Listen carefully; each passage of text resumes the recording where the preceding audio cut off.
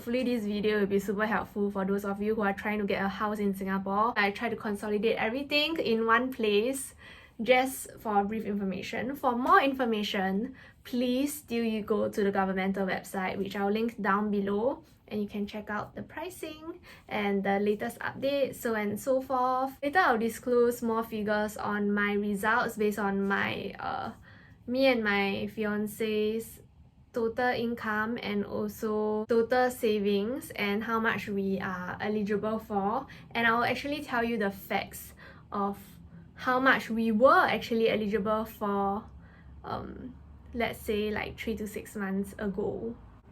Hello, welcome back to my channel. It has been 3 weeks, I believe, since I have posted my last video, and that was because I was in Portugal.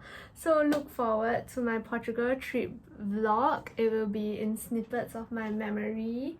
Also, like, it was my sister's wedding, so it was super duper fun, and now I'm back for the video that I have been that is overdue, and that is to talk about the housing prices and housing loans that are available in Singapore right now. So for context purposes, I'm a Singaporean living in Singapore, duh, and I'm trying so hard to get a flat. Like so hard. And I'm going to tell you like how many times I've tried to ballot for a flat. So in Singapore, if you want to buy like a government housing, you can also choose to buy some private property, but that will be of course more expensive and currently out of my small little humble budget at the moment. And yeah, you will actually have to ballot for new flats. You can buy old flats from the resale market, I mean in the public market, but for young couples or younger couples or people who just want to buy their own house at a much more affordable pricing, they would actually opt for BTOs or SOBs, basically governmental housing, because there is a lot of subsidies that you can get, and also you can actually flip those houses for at least I would say 20 to 50% or even 100% depending on where you will choose to live. For context purposes, in Singapore, a built-to-order flat can cost around 400k-ish, 3 to 400k-ish, around 900 square feet plus. And then there is an executive condominium, currently is pricing much higher than last year. Same thing for a 3-bedder, it is at around 800k. The cheapest I saw is at 800k plus and above, usually at around 1 million.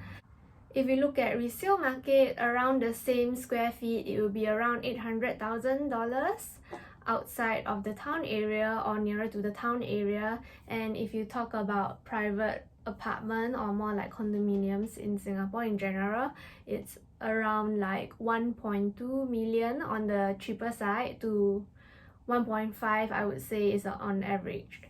Yeah, so here's a quick overview of the current housing prices in Singapore, and I'm gonna continue to talk about like HDB and bank loan because I feel like that is the thing I struggle with most while applying for a house.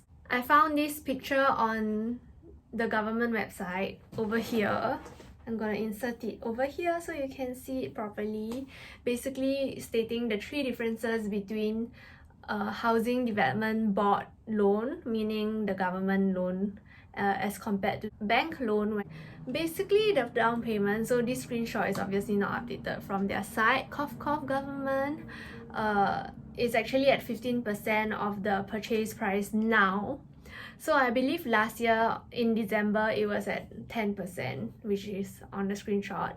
But after December last year, this year it became 10%, no 15%, which is 5% more than previous year. Which also means if you are applying for a new flat that costs around 400,000, which is a 4-bedroom aka 3-bedder, have to pay around like 60,000 cash for the down payment itself. As for bank loan, generally the interest rates are generally lower. It will fluctuate, so that's the only bad side. yeah, you have to pay 25%, which also means that you have to have a lot of cash. So again, I have another screenshot. I believe this is the latest screenshot. They actually tell you if you can use your Central Provident Fund. Central Provident Fund, also known as CPF, is something like the 401k or something like that.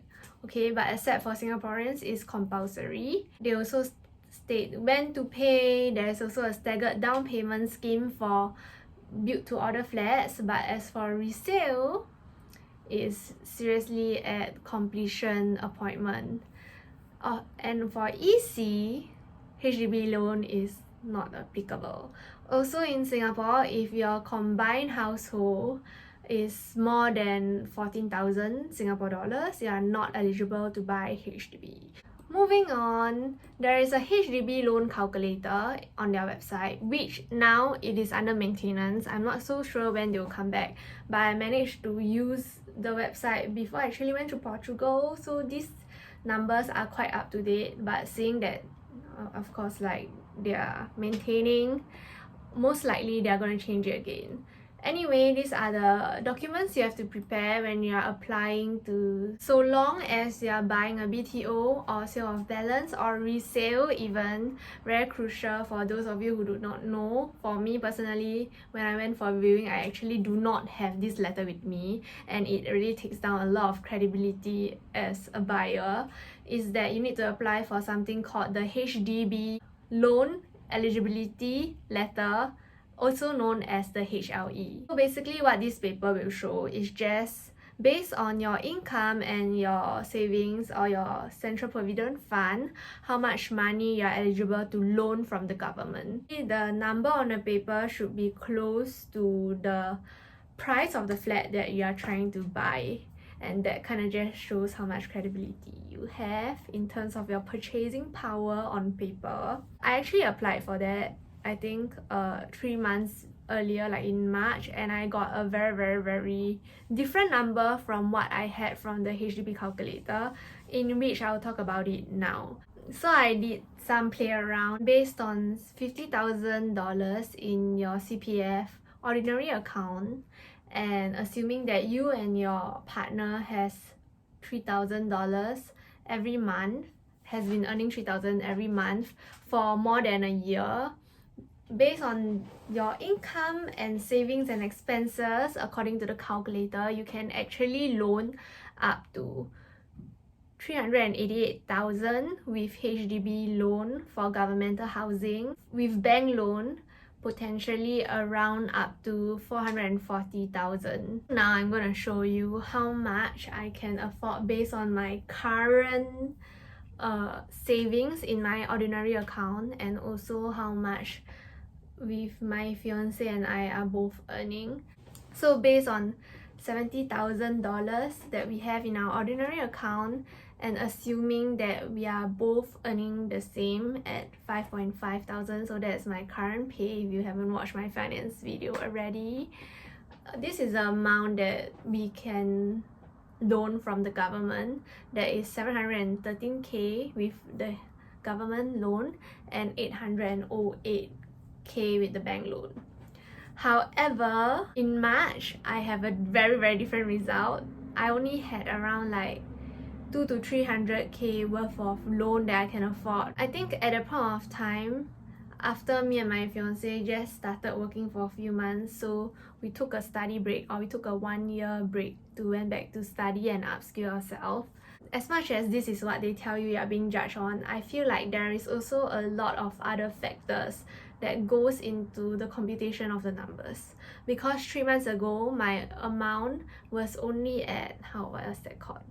It was only at like 200 to 300k, and now it has jumped up to 700k, which is a huge difference. Like in 3 months, I can loan more than 2 times the amount that I can loan 3 months ago. And I believe there's a lot to do with how much cash savings you have also.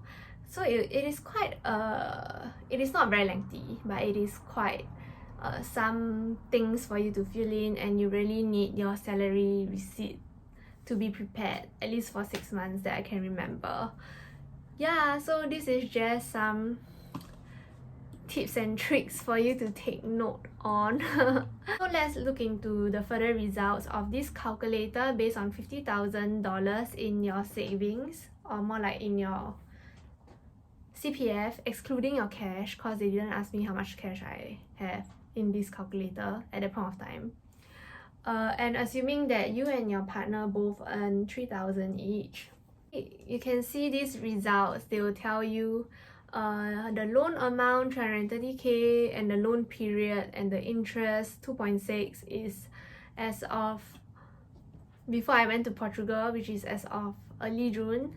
And also they will tell you the monthly installment needed, which is 1,500 for the both of you, and how much money is payable by your central provident fund, which is great, which also means that from your take-home pay you only need to fork out around $120 cash to fund for the house. And they also write maximum percentage of income to be spent on housing loan, which also means that they would trust the whole computation actually only allows 75% of your income to be spent on housing loan, and that's how they derive at the results mainly. And if you go to page 2, there's also upfront payment, which is super helpful. So for those of you who are not super into it yet, like there are quite a few things that you need to note. There's down payment, there's stamp and legal fee. Stamp and legal fees is around like 1 to 3% of your flat's purchase price, and it's not a small figure. Using back the assumption with the 3k per month income for you and your partner, and assuming that both of you have 50k in your savings OA, you still need to pay 12,104, assuming that the flat price is around 330k, so on and so forth. So the calculator is quite comprehensive in a way that they also highlight this kind of like hidden fees. Not so much hidden, but you get the gist. Now let's move on to my sob story of my journey in trying to get a house. Just a disclaimer, in case you are thinking like, oh, she must have gotten a house since now she's talking about her journey in getting a house. No, I still haven't got a house yet, and my plan keeps changing and changing and changing. That's why I really hope like I get some good karma in doing this video. Hopefully some of you will find this video helpful in your journey in getting a house. I started balloting last year and in 2021 year, no, oh my god, in 2020 year end. And mind you, the ballot, you can only ballot every quarter, because only every quarter the government will post more houses, new like upcoming build to order launches. So since then, I have balloted 5 times already. First time I balloted for Tengah, which is outside of the RCR region, I believe, or outside of the town area of course, and it was for a 4-room flat. It was around high 200,000 onwards for a 4-room flat. I didn't get that, and then afterwards we balloted for a 5-room flat also in Tengah, because I love trees, and out of 400 units I got the queue number of 583, which I have to bring out another point. So when it was my turn, obviously there's only level 2 and level 3 left. My fiance and I are both living in HDBs currently, but we are living at a very high floor, so we are very comfortable with high floor units, which also means, long story short, that we didn't go for the application. Like, we didn't even want to choose any flats, in which they gave us a penalty for that.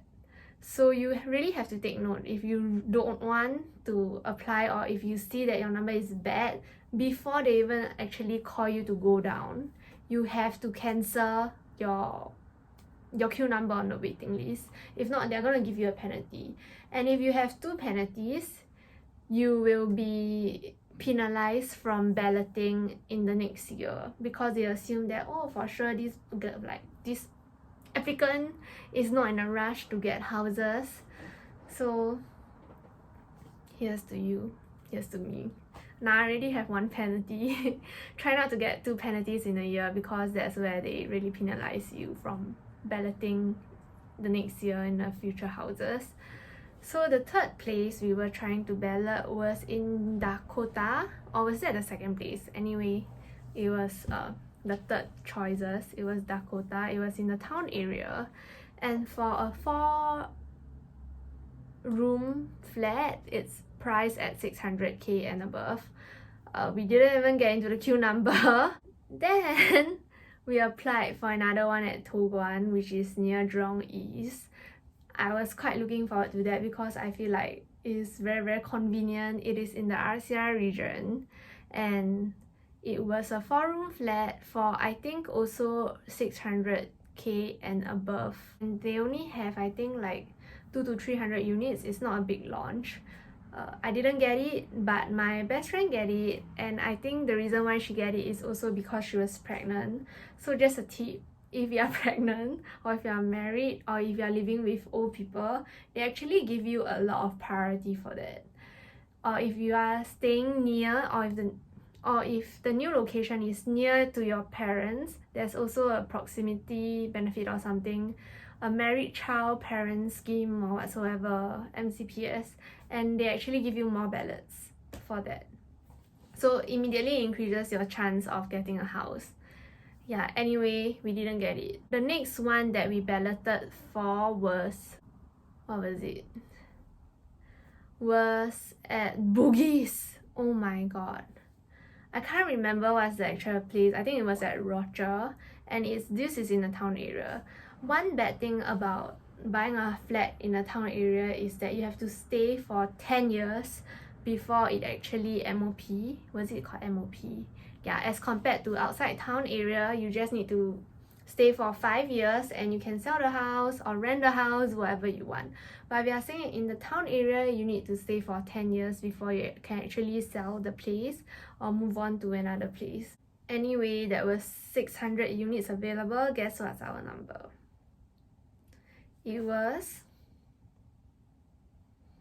1,008 plus. Can you believe it? It's 1,008 plus. So this time, having the first penalty, we were more cautious, right? Obviously, I don't want to live there, and my fiance was still crazy. He was still saying like, yeah, we can just stay at the second floor because we can flip, right? I think now, nearer to the town area, a lot of HDBs are selling at 9,000, and a few of the better locations one are even selling at 1 million, which is crazy. I have no idea who wants to buy it. I don't want to buy it, and thankfully, I'm gonna talk about my journey to purchase a resale flat viewing the next time. If this video get enough likes and views, I'll cover that. But basically, oh my god, man. So this time we sent an email before they even sent us our queue number. We were like, hey, you know, we are not interested in queuing for this for so long. And they got back to us, and their reply was, okay, we will look into your appeal. They wouldn't even really just let you not buy a flat. They are questioning your intention to buy a flat. And mind you, for the first penalty, when we actually tried to call them to cancel our appointment, nobody picked up. Maybe it was because it was during COVID, but nobody picked up, and we can't even reply to the email that has corresponded to us. We emailed a general email, also nobody replied. So then,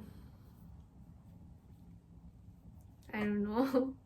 There's a rumor that says if you are working in the government sector, they also give you a better number. So far, I have one of my close friends working in the government sector, and she got a good number. And then I know of my Instagram friend who is a teacher, and she got a really freaking good number. So I don't know if it's a myth or is it really happening, or if it is behind the algorithm. But yeah, just so you know, there is this myth out there that I think might be quite credible. Yeah, anyway, so that's all for my HDB story. I hope you find this video helpful. This video is getting a bit too long, so I don't want to talk about my plans of buying my plans that change again, of buying a house in Singapore in this video. I'm back from Portugal, so I for sure will be continuing my regular schedule of at least once a week.